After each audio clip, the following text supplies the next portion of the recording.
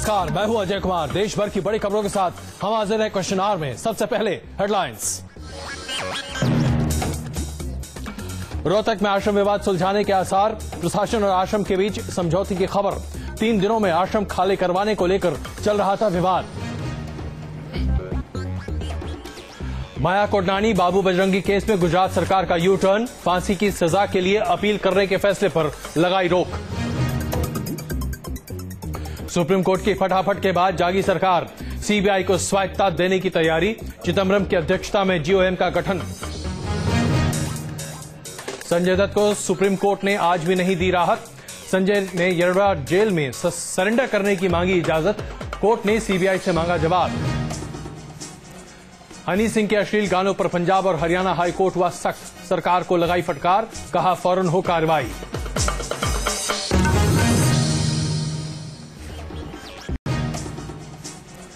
हनी सिंह के अश्लील गानों पर पंजाब और हरियाणा हाई कोर्ट हुआ सख्त, सरकार को लगाई फटकार, कहा फौरन हो कार्रवाई।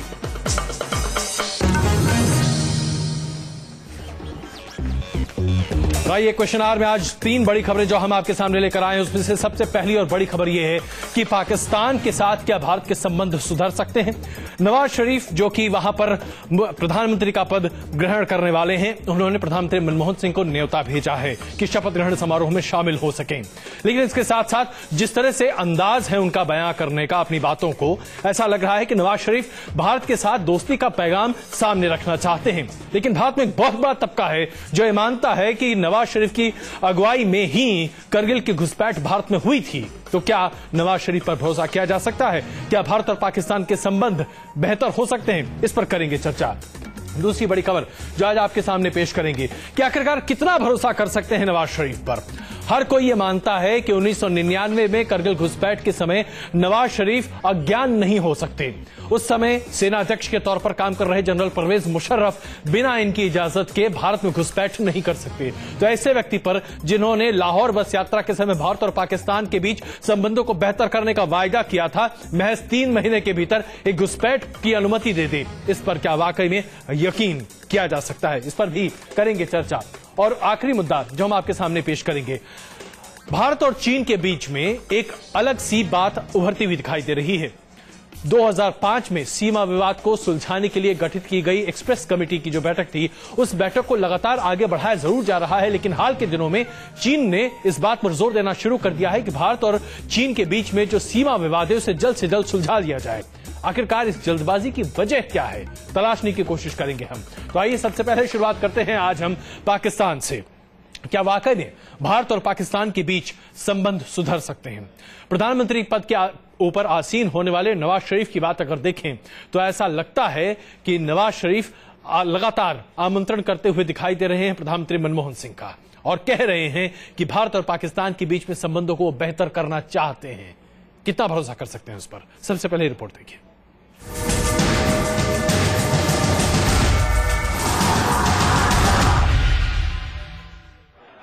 पाकिस्तान में आए आम चुनाव के नतीजे न सिर्फ पाकिस्तान के लिए खुशी का सबब हैं, बल्कि भारत में भी दोनों मुल्कों की दोस्ती की उम्मीदें परवान चढ़ रही हैं। तीसरी बार पाकिस्तान के प्रधानमंत्री बनने जा रहे नवाज शरीफ जब चुनावी नतीजे आने के बाद पहली बार मीडिया से मुखातिब हुए तो जीत की खुशी और भरोसे के साथ भारत को लेकर उनके बयानों ने दोस्ती की नई इबारत के संकेत दिए। मुझे बड़ा अच्छा याद है उनका जो बजट था, और हम तो बहुत खुश हुए जब वो आए यहाँ पे, और बस उसके बाद अनफॉर्चुनेट इवेंट्स होते चले गए। वो बड़ा अच्छा एक डिफाइनिंग मोमेंट था इंडो पाकिस्तान रिलेशन, और मैं ज़रूर जाऊँगा। आप चाहते हैं कि मैं ज़रूर बस पर बैठ के जाऊँ या मैं कोई और भी सवारी इख्तियार कर सकता हूँ? नवाज यही नहीं रुके, इसके साथ ही उन्होंने ये भी कह दिया कि भारत में हुए 26/11 जैसी घटनाओं को दोहराने नहीं दिया जाएगा। हम ऐसे इंसिडेंट्स का सद्देबाज करेंगे, रोकथाम करेंगे, और देखेंगे कि ऐसी कोई चीज कभी भी रिपीट ना हो। नवाज के बयान का सरकार ने भी स्वागत किया है। साथ ही जानकार इसे एक अच्छी और सकारात्मक पहल मानते हैं। हम पड़ोसी हैं, हमारे संबंध सामान्य नहीं रहे हैं, लेकिन अगर उन्होंने अपनी तरफ से ऐसी कोई पहल की है तो मैं समझता हूं उस पहल के बारे में गंभीरता से विचार करके सरकार को निर्णय लेना चाहिए और एक सकारात्मक पहल का जवाब सकारात्मक होना चाहिए। जो नवाज शरीफ ने ऑफर दिया है उस ऑफर को नापना पड़ेगा, तौलना पड़ेगा और देखना पड़ेगा कि वो क्या डिलीवर कर सकते हैं। पाकिस्तान में मतदान के बेहतरीन आंकड़ों ने पहले ही वहां के कट्टरपंथियों को ठेंगा दिखाया है और अब पाकिस्तान में होने वाले अगले प्रधानमंत्री का ये बयान उनके लिए एक और झटका साबित हुआ। साथ ही शरीफ की ये कोशिश दोनों मुल्कों के रिश्तों के लिए एक नई सुबह की तरह भी है। Team news nation. Nawaz Sharif ने पाकिस्तान के आम चुनावों में अपनी पार्टी की जीत के फौरन बाद भारत के साथ रिश्ते सुधारने की जोरदार पेशकश की। अपने शपथ ग्रहण समारोह में प्रधानमंत्री मनमोहन सिंह को शामिल होने के लिए आमंत्रित भी किया है। लेकिन यहां पर एक बहुत बड़ा तबका है हिंदुस्तान में जो बार बार ये सवाल उठा रहा है, क्या नवाज शरीफ पर यकीन किया जा सकता है? देखिए इस रिपोर्ट में। पिछले 5 वर्षों में पाकिस्तान के हर राजनीतिक दल और यहां तक कि फौज ने भी भारत के साथ रिश्ते सुधारने की बात कही है। मौजूदा राष्ट्रपति आसिफ अली जरदारी ने तो यहां तक वादा किया था कि भारत में अब 26/11 जैसे हमले नहीं होंगे। फिर नवाज की बातों और दूसरे पाकिस्तानी हुक्मरानों की बातों में फर्क क्या है? हिंदुस्तान नवाज की बातों पर भरोसा कर सकता है। नवाज शरीफ के पिछले शासनकाल में वाजपेयी ने लाहौर तक की बस यात्रा की थी। नवाज कहते हैं कि उनका देश लाहौर घोषणा पत्र का पालन करेगा। पाकिस्तान में ये आम धारणा है कि करगिल युद्ध नवाज शरीफ नहीं बल्कि मुशर्रफ की वजह से हुआ था। नवाज शरीफ को नीचा दिखाने के लिए ही परवेज मुशर्रफ ने करगिल की चोटी पर अपने सैनिक भेजे थे। नवाज पर भरोसा करने की एक और वजह यह है कि पाकिस्तान को इस वक्त IMF के पैसों की सख्त दरकार है। IMF ने $11 बिलियन की मदद देने का भरोसा भी दिया है। पाकिस्तान की खस्ताहाल अर्थव्यवस्था के लिए ये पैसे ऑक्सीजन की तरह है। ऐसे वक्त में पाकिस्तान भारत के साथ खराब रिश्ते का जोखिम नहीं ले सकता। तीसरी और सबसे बड़ी बात, अंतर्राष्ट्रीय स्तर पर पाकिस्तान की साख बेहद खराब है। ओसामा प्रकरण के बाद दुनिया के देश पाकिस्तान को आतंकी शरण स्थली मानते हैं। पाकिस्तान को अगर अपनी इमेज सुधारनी है तो उसे भारत के साथ रिश्ते अच्छे बनाने ही होंगे। भारत के लिए नवाज शरीफ की बातों पर भरोसा करना भी आसान नहीं है। इस बार के चुनाव में नवाज की पार्टी ने बड़े पैमाने पर कट्टरपंथियों को टिकट दिए। चुनाव के दौरान इस तरह की खबरें भी आईं कि नवाज ने कट्टरपंथियों के साथ समझौते किए हैं, इसलिए उनकी पार्टी के उम्मीदवारों पर तालिबान ने हमले नहीं किए, जबकि PPP के उम्मीदवार सबसे ज्यादा कट्टरपंथियों के शिकार बने। क्या इन कट्टरपंथियों के रहते नवाज वाकई भारत के साथ बेहतर रिश्ते बना सकते हैं? नवाज उसी पंजाब प्रांत में सबसे मजबूत है जहां से पाकिस्तानी फौज और आतंकी संगठन सबसे ज्यादा भर्तियां करते हैं। भारत को नवाज शरीफ के मामले में धैर्य से आगे बढ़ने की जरूरत है।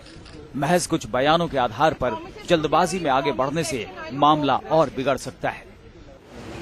Team news nation. राइए इस मुद्दे पर चर्चा करते हैं। हमारे साथ इस वक्त मौजूद हैं राजीव डोगरा जी, पूर्व राजनयिक, और साथ ही साथ हमारे साथ मौजूद हैं उदय भास्कर जी, जो कि रक्षा विशेषज्ञ भी हैं और पाकिस्तान पर काफी तीखी नजर उनकी रहती है। डोगरा जी, हम सबसे पहले आपसे जानना चाहेंगे, क्या पाकिस्तान पर और उसकी नीयत पर भरोसा किया जा सकता है, खास करके तब जब नवाज शरीफ को लेकर तरह तरह की भ्रांतियां पहले ही से हमारे देश में हैं? देखिए, आज आपका जो फोकस है वो नवाज शरीफ है और नवाज शरीफ की तीसरी टर्म है एज प्राइम मिनिस्टर जी। तो सबसे पहले तो मैं बाकी लोगों से भी सहमत होऊंगा कि नवाज शरीफ बार बार यही कह रहे हैं कि वो रिश्ते भारत के साथ अच्छे बनाना चाहते हैं। तो इस सेंटिमेंट को तो हर कोई रेसिप्रोकेट करेगा, क्योंकि हर भारतीय यही कहता है कि हम तो बिल्कुल पीस लविंग नेशन है और हम चाहते हैं कि इकोनॉमी दोनों देशों की बेहतर हो। पर साथ में हमको रियलिटी को भी देखना चाहिए। और अजय जी, आपकी रिपोर्ट्स जो आपने दिखाई थी वो बहुत ही प्रैक्टिकल और बहुत एग्जॉस्टिव आपने बताई हैं, जो पूरा किस्सा बयान करती हैं। और ये जो किस्सा बयान करती हैं उसमें बहुत ज्यादा ऑप्टिमिज्म नहीं झलकता है, क्योंकि वास्तविकता जो है जो ग्रिम है। इसमें मैं सिर्फ एक ही और एडिशन करना चाहता हूं आपकी कंप्लीट रिपोर्ट में जी, कि हम पहली टर्म नवाज शरीफ की भूल गए हैं। पहली टर्म जब उनकी थी तब आपको याद होगा कि सबसे भयानक और सबसे चौंका देने वाले हमले हुए थे बॉम्बे में। मुंबई का तब नाम था बॉम्बे। 93 की मैं बात कर रहा हूं जी। और अगर वो पूरे अपने मंसूबों में सफल हो जाते तो शायद बहुत ही भयंकर तूफान आता है इंडिया में। जो तूफान आया वो भी काफी जाने ले चुका था, 150-200 के करीब। पर हम लोग जो है बहुत जल्दी भूल जाते हैं कि उस सीरीज ऑफ बॉम्बिंग जिसमें संजय दत्त आज और कई और को कैद की सजा हुई है हाल ही में जी, तो हम भूल जाते हैं उसकी सीरियसनेस कितनी थी। और दूसरा हम ये भी भूल जाते हैं कि कई सालों तक हम रिक्वेस्ट करते रहे नवाज शरीफ की सरकारों को और दूसरी सरकारों को कि उनके जो दोषी थे जिन्होंने ये सब बॉम्बिंग्स की थी, जो कराची में अपना घर बसाए हुए हैं आजकल, उनको हिंदुस्तान वापस किया जाए।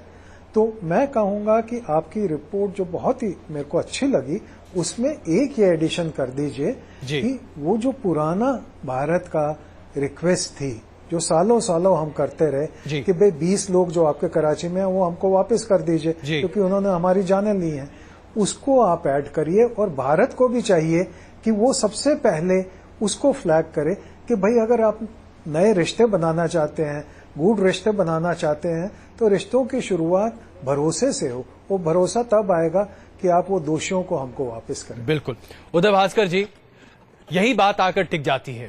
पाकिस्तान की कथनी और करनी में हमेशा जमीन आसमान का फर्क रहता है। उसके बावजूद तमाम भारतीय विश्लेषक ये मानते हैं कि चाहे जो कुछ भी हो, हमें पाकिस्तान के साथ मजबूती से हाथ मिलाना चाहिए। नवाज शरीफ आज दोस्ती की पैरोकारी कर रहे हैं, बह जाइए उसमें। क्या आप उसमें यकीन रखेंगे? साहब, हम स्वागत जरूर करते हैं कि पाकिस्तान के अंदर इस प्रकार का एक लोकतांत्रिक लहर है, क्योंकि अगर हम इसको सामरिक दृष्टिकोण से देखें तो पूरे क्षेत्र के लिए, पाकिस्तान के नागरिकों के लिए और जहां तक द्विपक्षीय रिश्ता है भारत के लिए, यही उचित होगा, शोभा इसी में है कि पाकिस्तान के अंदर सिविलियन हुकूमत हो और पाकिस्तान का फौज जो है अपने बैरक्स में वापस चले जाए। तो उस संदर्भ में अभी नवाज शरीफ साहब का वहां प्रधानमंत्री बनना शायद हमको स्वागत करना चाहिए। पर साथ साथ उन्होंने जो भी कहा है, मेरा व्यक्तिगत राय यह है कि भारत के लिए 3 खास मुद्दे हैं जिनके ऊपर हमारे राष्ट्रीय हित प्रभावित होते हैं। वो है कश्मीर का मसला, दूसरा दहशतगर्दी गुटों को समर्थन और महाविनाशक हथियारों का जो प्रयोग करता है पाकिस्तान दहशतगर्दी को फैलाने में। ये तीनों जो है, इसका निर्णय इस्लामाबाद में नहीं होता है परंतु रावलपिंडी में होता है। तो इसलिए नवाज शरीफ साहब का अभी जो भी बयान है, मैं कहूंगा जरूर स्वागत कीजिए, विश्वास को बढ़ाइए, पर साथ साथ वेरीफाई भी करिए। जो अंग्रेजी में कहावत है, ट्रस्ट बट वेरीफाई। जब तक हमारे अंदर ये भरोसा ना हो भारत के अंदर कि नवाज शरीफ साहब अपने ही मुल्क में, अपने ही देश में कि वो फौज को और बाकी उस प्रकार के गुटों को काबू में ला पाए जो भारत के खिलाफ, जैसे अभी डोगरा साहब ने भी बताया है, पिछले 20 साल से हम झेल रहे हैं। 93 के बाद दोबारा 2008 में मुंबई में हादसा हुआ है।